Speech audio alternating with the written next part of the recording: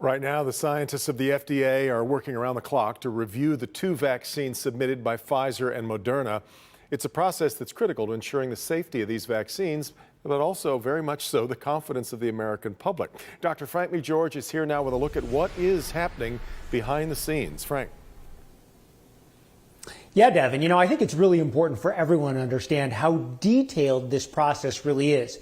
Back on October 5th, the head of the center responsible for reviewing the COVID-19 vaccines gave an interview with JAMA about what would happen when the vaccine was submitted. It gives us an inside look at what's happening at the FDA right now. The safety profile of a vaccine that's going to be deployed in millions of people has to be incredibly clean. Dr. Peter Marks directs the FDA's Center for Biologics Evaluation and Research, known as CBER for short. On November 20th, Pfizer electronically submitted its application for an emergency use authorization to this center. It was expected to be thousands of pages. We, as an agency, are one of the last agencies in the world that we still actually get the primary data. We don't get summary data. That's why the U.S. review process takes longer. If a trial has 30,000 participants, CBER gets the raw data on all 30,000 people, in addition to volumes of information on every other aspect of the vaccine. The company can do its analysis on the patients, and we have the ability, because we have the data, to do our own analyses and make sure they match up. The submission is divided up for detailed evaluation. It's essentially almost farmed out so that different pieces of the organization get the things that they specialize in. Safety reviewers, efficacy reviewers, and obviously there's kind of the people who keep tabs of what's going on overall.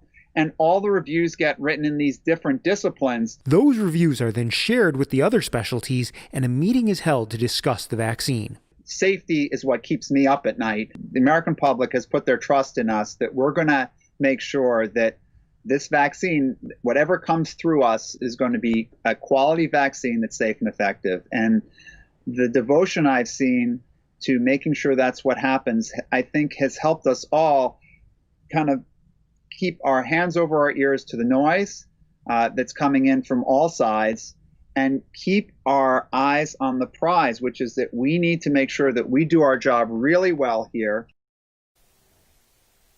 Now, once the FDA has finished its evaluation of the data, it'll present a summary to its Vaccine Advisory Committee. That's a group of independent outside experts.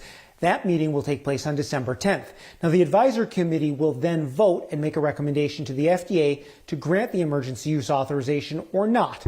The FDA does not have to follow the recommendation, but they generally do. Well, how quickly then will the FDA make a final decision after the Advisory Committee does their voting?